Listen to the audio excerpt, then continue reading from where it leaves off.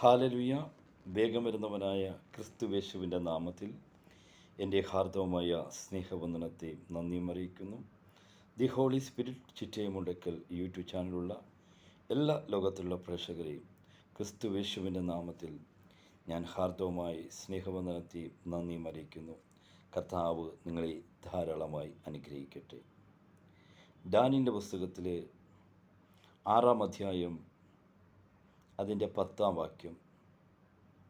എന്നാൽ രേഖ എഴുതിയിരിക്കുന്നുവെന്ന് ദാനിയേൽ അറിഞ്ഞപ്പോൾ അവൻ വീട്ടിൽ ചെന്ന് അവൻ്റെ മാളികമുറിയുടെ കിളിവാതിൽ യെരൂശലേമിന് നേരെ തുറന്നു താൻ മുമ്പേ ചെയ്തതുപോലെ ദിവസം 3 പ്രാവശ്യം മുട്ടുകുത്തി തൻ്റെ ദൈവത്തിൻ്റെ സന്നിധിയിൽ പ്രാർത്ഥിച്ചു, സ്തോത്രം ചെയ്തു. എന്നെ മഹാപരിശുദ്ധനും സ്വർഗീയ നല്ല ദൈവമേ, നല്ല വചനത്തിനായി നന്ദി പറയുന്നു. ഈ വചനമായി നിൽക്കുമ്പോൾ കർത്താവെ, ജനത്തോട് ഇടപെടണമേ, സംസാരിക്കണം. അവിടുന്ന് ആഴമായി സംസാരിക്കണം. എല്ലാ ഇരുട്ടിൻ്റെ ശക്തികൾ മാറിപ്പോകട്ടെ. യേശുവിൻ്റെ നാമത്തിൽ തന്നെ പിതാവേ, ആമേൻ. ഹല്ലേലൂയ. എന്നാൽ രേഖ എഴുതിയിരിക്കുന്നു എന്ന് ദാനിയേൽ അറിഞ്ഞപ്പോൾ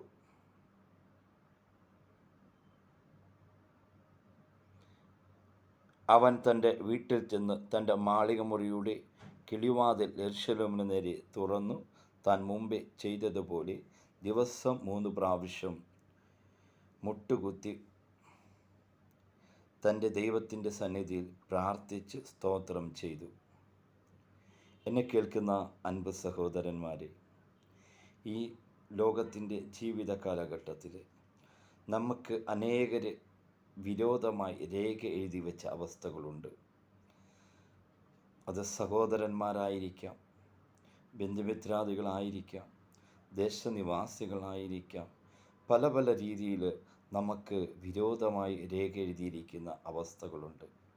എന്നാൽ ഈ രേഖകളെയെല്ലാം തിരിച്ചു കുറിക്കുവാൻ, അതിനെ കീഴ്മേ മറിക്കുവാൻ സാധിക്കുന്നത് നിൻ്റെ പ്രാർത്ഥന മാത്രമാണ്.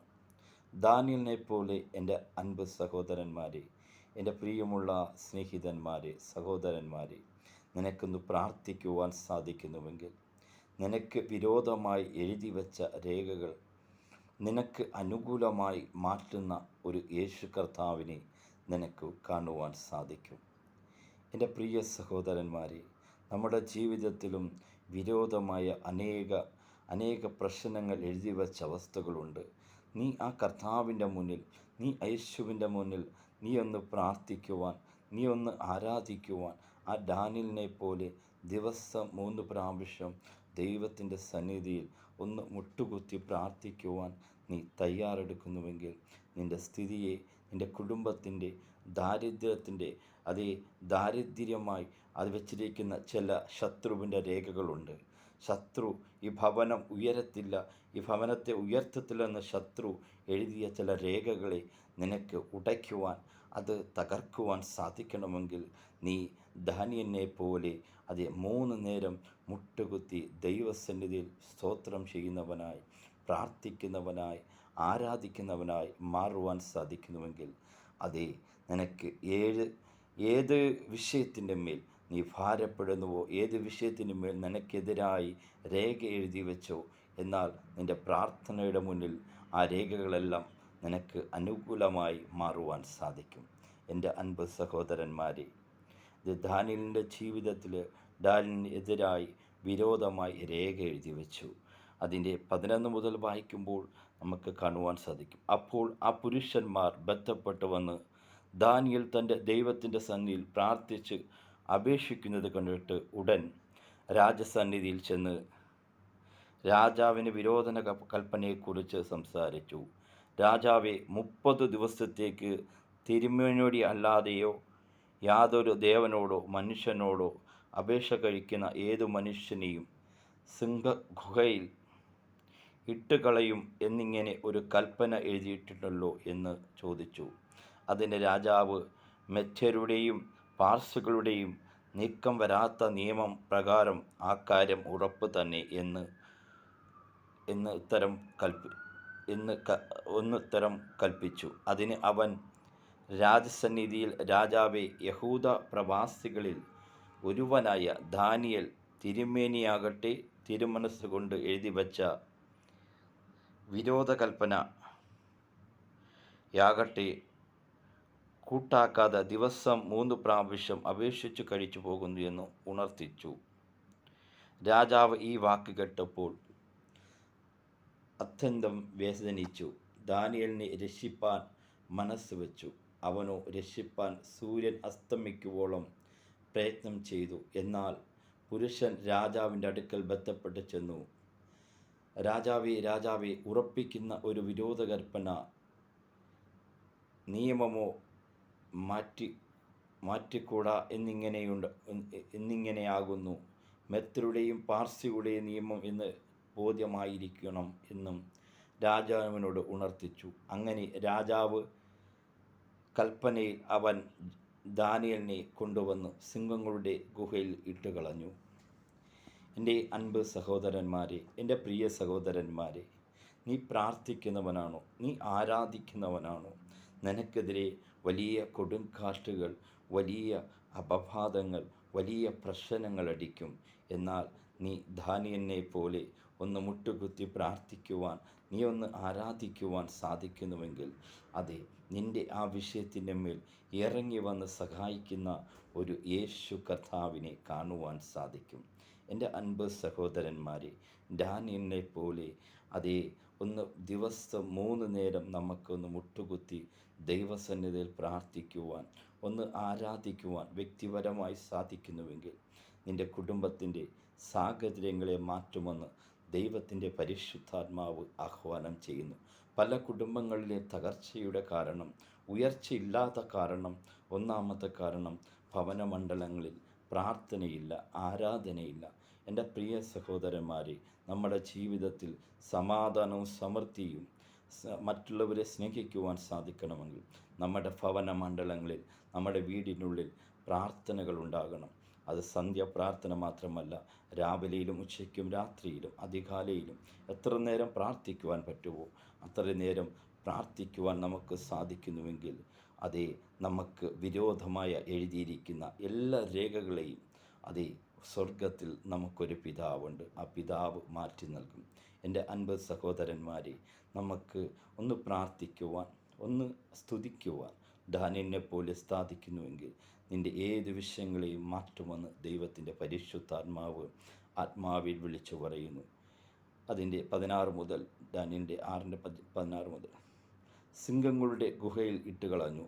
രാജാവ് ദാനിയേലിനോട് സംബന്ധിച്ചു, നീ ഇവിടുത്തെ സേവിച്ചു വരുന്ന നിൻ്റെ ദൈവം നിന്നെ രക്ഷിക്കുന്നു എന്ന് കൽപ്പിച്ചു. അവൻ ഒരു കല്ല് കൊണ്ടുവന്ന് തൻ്റെ ഗുഹയിൽ വാതിൽക്കൽ വെച്ച് ദാനിയേലിനെ കുറിച്ച് നിർണയിച്ച് മറ്റ് വരാത്തതുമായി രാജാവ് തൻ്റെ മോതിരം കൊണ്ട്, മഹത്വമുള്ള മോതിരം കൊണ്ടും അതിന് മുദ്രയിട്ടു. പിന്നെ രാജാവ് രാജസന്നിധിയിൽ ചെന്ന് ഉപവസിച്ചു, രാത്രി കഴിച്ചു. രാജസന്നിധിയിൽ വെപ്പാട്ടികളെ കൊണ്ടുവന്നില്ല. ഉറക്കം അവനെ വിട്ടുപോയി.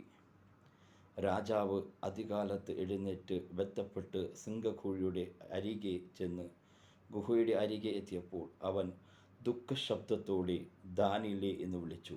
രാജാവ് ദാനിയേലേ എന്ന് ദാനിയേലിനോട് സംസാരിച്ചു. ജീവനുള്ള ദൈവത്തിൻ്റെ ദാസനായ ദാനിയേലേ, നീ ഇടവിടാതെ സേവിച്ചു വരുന്ന നിൻ്റെ ദൈവം സിംഹങ്ങളിൽ നിന്ന് നിന്നെ രക്ഷിപ്പാൻ പ്രാപ്തനോ എന്ന് ചോദിച്ചു. അതിന് ദാനിയേൽ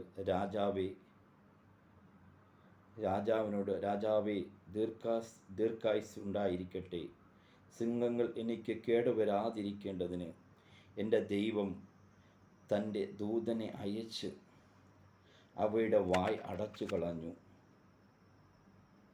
എന്നെ കേൾക്കുന്ന പ്രിയ സഹോദര, നിനക്കെതിരെ വിരോധ കൽപ്പനകൾ, സിംഹമല്ല ഏത് ജീവി വന്നാലും നീ ദാനിയേലിനെ പോലെ പ്രാർത്ഥിക്കുന്നതാണെങ്കിൽ, അതിൻ്റെ വായുകളെ, അതിൻ്റെ വഴികളെ അടയ്ക്കുവാൻ കഴിയുന്ന ഒരു ദൈവത്തെയാണ് നമ്മൾ സേവിക്കുന്നത്.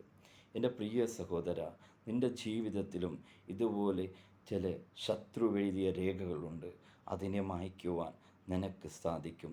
നീ ദാനിയേലിനെ പോലെ ഒന്ന് മുട്ടുകുത്തി പ്രാർത്ഥിച്ച് ഒന്ന് സ്തോത്രം ചെയ്യുവാൻ, ദൈവസന്നിധിയിൽ പ്രാർത്ഥിക്കുവാൻ, അത് വിശുദ്ധിയോടെ പ്രാർത്ഥിക്കുവാൻ സാധിക്കുന്നുവെങ്കിൽ നിൻ്റെ സാഹചര്യങ്ങളെ മാറ്റുമെന്ന് ദൈവത്തിൻ്റെ പരിശുദ്ധാത്മാവ് ആഹ്വാനം ചെയ്തു. അടച്ചു കളഞ്ഞു. തൻ്റെ സന്നിധിയിൽ ഞാൻ കുറ്റമില്ലായകയാൽ രാജാവ് തിരുമേനിയെ ഞാൻ ഒരു ദോഷവും ചെയ്തിട്ടില്ല എന്ന് ഉണർത്തിച്ചു. അപ്പോൾ രാജാവ് അത്യന്തം സന്തോഷിച്ച് ദാനിയേലിനെ ഗുഹയിൽ നിന്നും കയറ്റുവാൻ കൽപ്പിച്ചു. അവൻ ദാനിയേലിനെ ഗുഹയിൽ നിന്നും കയറ്റി.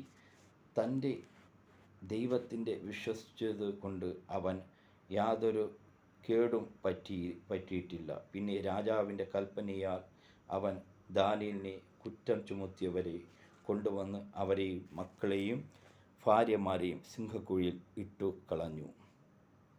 അവർ ഗുഹയിൽ അടിയിൽ എത്തും മുമ്പേ സിംഹങ്ങൾ അവനെ പിടിച്ച് അവരുടെ അസ്ഥികൂടങ്ങൾ തകർത്ത് കളഞ്ഞു. എന്നെ കേൾക്കുന്ന പ്രിയ സഹോദരന്മാരെ, നിനക്ക് ഏത് രേഖയും വിരോധമായി എഴുതിയാലും നീ ദാനിയേലിനെ പോലെ കിളിവാതിൽ തുറന്ന് ജെറുസലേമിന് നേരെ നീ ദിവസം 3 നേരം മുട്ടുകുത്തി പ്രാർത്ഥിക്കുവാൻ നിൻ്റെ കുടുംബത്തിനെതിരെയുള്ള ഏത് രേഖകളെയും മാറ്റുമെന്ന് ദൈവത്തിൻ്റെ പരിശുദ്ധാത്മാവ് ആഹ്വാനം ചെയ്യുന്നു. എൻ്റെ പ്രിയ സഹോദരന്മാരെ, അത് ദാനിയേലിനെ സിംഹക്കുഴിയിലിട്ടെങ്കിലും ആ സിംഹങ്ങളൊന്നും ചെയ്യാതെ ആ ദൈവത്തിൻ്റെ ദൂതന്മാരെ അയച്ച് സിംഹത്തിൻ്റെ വായ അടച്ച ഒരു ദാനിയേലിനെ ഒരു പക്ഷേ നമുക്ക് ചിന്തിക്കാം സിംഹങ്ങളുടെ കുഴിയിൽ എന്തായിരിക്കും അവസ്ഥ. എന്നാൽ അവിടെ വായടയ്ക്കുന്ന ഒരു ദൂതന്മാരിറങ്ങി ആ സിംഹത്തിൻ്റെ വായടച്ചതായി നമുക്ക് കാണുവാൻ സാധിക്കും. നിൻ്റെ ജീവിതത്തിൽ തകർക്കുന്ന ചില പൈശാചിക ശക്തികളുണ്ട്.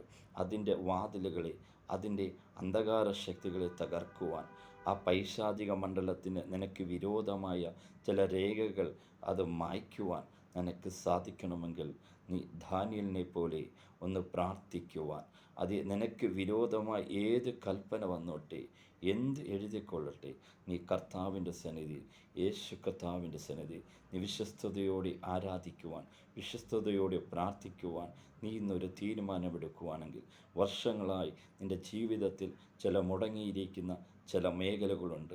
ചില ജോലി മേഖലകൾ, ചില ഫൈനാൻസ് മേഖലകൾ, സ്വർഗത്തിലെ ദൈവം ഓപ്പൺ ചെയ്യുമെന്ന് റോബോ ഷെക്കലി നാഥോ രഹസ്യ ദൈവത്തിൻ്റെ പരിശുദ്ധാത്മാവ് ചില വ്യക്തി ജീവിതങ്ങളോട് പരിശുദ്ധാത്മാവിനാൽ പ്രവചന ആത്മാവിൽ കൽപ്പിക്കുകയാണ്. വിശ്വസിച്ചാൽ നീ ദൈവത്തിൻ്റെ മഹത്വം കാണും. ചില തകർച്ചയുടെ അവസ്ഥയിലിരിക്കുന്ന കുടുംബ മണ്ഡലം